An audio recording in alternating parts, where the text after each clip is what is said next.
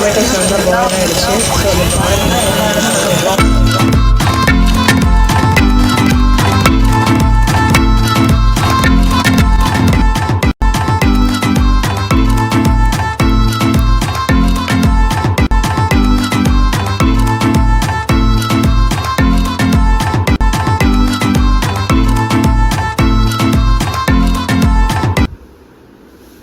Hi friends, welcome to Sophie kitchen.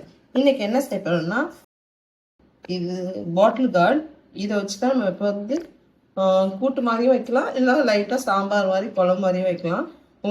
இப்போ அதை வச்சு செய்ய போகிறோம் நம்ம இதில். இப்போ அதை எப்படி செய்யலான்னு பார்க்கலாம். ஸோ ஃபஸ்ட்டு இது ஃபுல்லாக க்ளீன் பண்ணிக்கலாம். இது தோல் சீவிட்டு உள்ள விதையெல்லாம் எடுக்கணும். நம்ம ஃபஸ்ட்டு தோல் சீவிக்கலாம். இப்போ பார்த்தீங்கன்னா தோல் சீவியாச்சு. நான் இப்போ எனக்கு தேவையான அளவுக்கு எடுத்துருக்கேன். பாதி நான் கட் பண்ணிட்டேன், பாதி நான் எடுத்து வச்சுருக்கேன். ஸோ இது ரொம்ப பெருசாக இருந்தாலும் நான் பாதி எடுத்துருக்கேன். இப்போ வந்து இதை ரெண்டாக கட் பண்ணலாம். இப்போ பாருங்கள், இந்த மாதிரி உள்ளே வந்து விதை இந்த மாதிரி இருக்கும், தெரியுதா? ஸோ இந்த விதையை வந்து நல்லா எடுத்துட்டிங்கன்னா இது மாதிரி வந்துடும். இந்த விதையை எடுத்துட்டு இதை வந்து ஃபுல்லாக எந்த விதையுமே இருக்கக்கூடாது.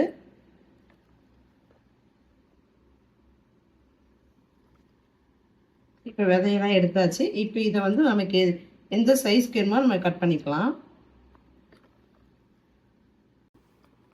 இப்போ பாருங்க, இதே மாதிரி தான் எல்லாம் வெட்டியாச்சு. இந்த மாதிரி நீட்டாக கட் பண்ணிவிட்டு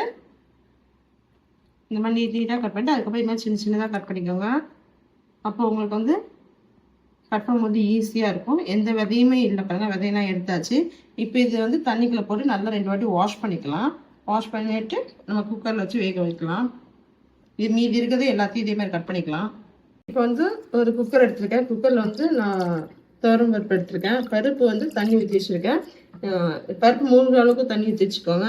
இது கூடயே வந்து கழுவி எடுத்துருக்கேன் பருப்பு, ஓகேவா? இப்போ இதை பச்சை மிளகாய் 2, ஒரு 10-15 சின்ன வெங்காயம் போட்டிருக்கேன். ஒரு 15-20 சின்ன வெங்காயம்.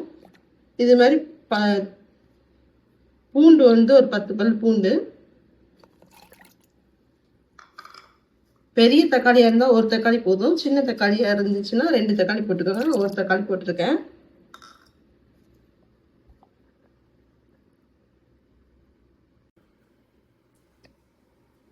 இது கூட நான் கட்டி பெருங்காயம் சேர்த்துருக்கேன். தூள் பெருங்காயம் கூட நீங்கள் சேர்த்துக்கலாம்.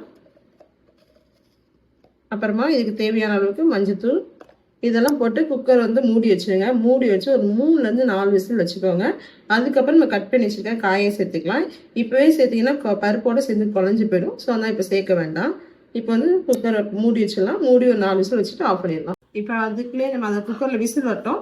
அதுக்கு நம்ம என்ன பண்ண போகிறோம்னா, தேங்காவை வந்து கொஞ்சம் ஒரு 1/4 மூடி அளவுக்கு இல்லை 2 சில் அளவுக்கு எடுத்துக்கலாம். எடுத்து நம்ம சின்ன சின்னதாக கட் பண்ணி மிக்ஸி ஜாரில் போட்டு தேங்காய் சீரகம் போட்டு அரைச்சிக்கலாம். ஸோ ஃபஸ்ட்டு இப்போ தேங்காய் பாருங்கள், தேங்காய் சீரகம் நான் மிக்ஸி ஜாரில் போட்டிருக்கேன். கொஞ்சமாக தேங்காய் போதும், ஒரு கைப்பிடி அளவுக்கு போட்டால் போதும். கொஞ்சமாக சீரகம், இது அவ்வளோதான் போதும். இது கொஞ்சம் ஃபஸ்ட்டு திருகி மாதிரி அரைச்சிட்டு அதுக்கப்புறம் தண்ணி ஊற்றி நல்லா மையாக அரைச்சிக்கோங்க. அரைச்சிட்டு வந்துடலாம். இப்போ பாருங்கள், பருப்பு நல்லா வெந்துருச்சு. அப்படியே கரண்டி வச்சு நல்லா இப்படி மசிச்சு விடுங்க. இல்லை பருப்பு மட்டும் இருந்தாலும் சரி, அதை வச்சு நீங்கள் நல்லா மிக்ஸ் பண்ணி விடுங்க. இப்போ இதில் வந்து நம்ம என்ன பண்ண போகிறோம்னா, நம்ம கட் பண்ணி வச்சுருக்கோம்ல அந்த பாட்டில் கார்டு, அதை இடத்துல போடலாம். மீன்ஸ் சொரக்காய், அதை எடுத்து இதில் போடலாம். இப்போ போட்டால் தான் நமக்கு வந்து காய் முழுசாக இருக்கும். ஃபஸ்ட்டே போட்டோன்னா அது ஃபுல்லாக வந்து குழஞ்சி போயிடும். அதுக்காக தான் உப்பு போடுறோம். ஸ்டவ் ஆஃப் பண்ணி தான் இருக்குது. ஸோ இதெல்லாம் போட்டுட்டு இது கூடயே என்ன பண்ணலான்னா, காரத்துக்கு கொஞ்சமாக தனி மிளகாத்தூள், வெறும் மிளகாத்தூள் இருக்கும் பார்த்தீங்களா, அது. இது காரம் கொஞ்சம் கம்மியாக தான் நம்ம சேர்த்துக்கணும், ரொம்ப காரம் சேர்க்க வேண்டாம். அப்புறம் இதுக்கு தேவையான அளவுக்கு உப்பு போட்டுக்கோங்க. இப்போ மூடி வச்சு ஒரு 2 விசில், கரெக்டாக 2 விசில் வைங்க. அதுக்கு மேலே வைக்காதீங்க. வச்சுட்டு ஆஃப் பண்ணிடலாம். இது நல்லா கலந்துட்டு தண்ணி வந்து இந்த பருப்பு குக்கிற தண்ணியே கரெக்டாக இருக்கு. ஒருவேளை தண்ணி ரொம்ப கம்மியாக இருந்துச்சு அப்படின்னா கொஞ்சமாக தண்ணி ஊற்றிக்கோங்க. ரொம்ப தண்ணி ஊற்றோன்னா ஊற்றி ஒரு 2 விசில் வச்சுட்டு ஆஃப் பண்ணிடலாம். Okay, 2 whistle. இப்போ குக்கர் மூடி வச்சலாம். மூடி வச்சுட்டு 2 விசில் வைக்கலாம். இப்போ பார்த்தீங்கன்னா காயும் நல்லா வெந்துருச்சு. பாருங்க, பருப்பு காய் எல்லாம் ஒன்றும் நல்லா சூப்பராக இருந்துச்சு பார்த்தீங்களா.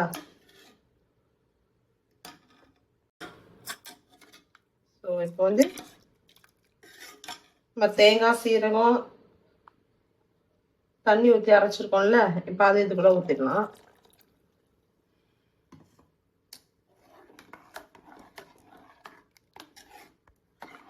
இப்போ ஸ்டவ் ஆன் பண்ணி இந்த தேங்காய் சீரகம் கொஞ்சம் வேகிறதுக்கு அந்த பச்சை ஸ்மெல் போகிற வரைக்கும் வச்சுட்டு நம்ம தாளிச்சு ஊற்றிடலாம். இப்போ ஸ்டவ் ஆன் பண்ணி இதெல்லாம் கொதிக்கட்டும். இந்த குழம்பு நல்லா கொதிக்கணும். இப்போ கடாயை வச்சுட்டோம். எண்ணெய் சூடானே கடுகு போட்டாச்சு. இதுக்குள்ளே 2 காஞ்ச மிளகாய் கிள்ளி போட்டுக்கோங்க. நம்ம காரத்துக்கு ஏற்கனவே வந்து தனி மிளகாய் சேர்த்துருக்கோம். அதான் காஞ்ச மிளகாய் 2 தான் போட்டிருக்கேன். இதுக்குள்ளே வந்து ஒரு கொத்து கருவேப்பிலை கடுகு எண்ணெயிலேயே நல்லா வந்து வந்துடும். ஃப்ரையாக மட்டும் ஸ்டவ் ஆஃப் பண்ணிடலாம். இதை வந்து நம்ம நல்லா குளிச்சு பார்த்தீங்கன்னா குழம்பு இதை ஊற்றிடலாம்.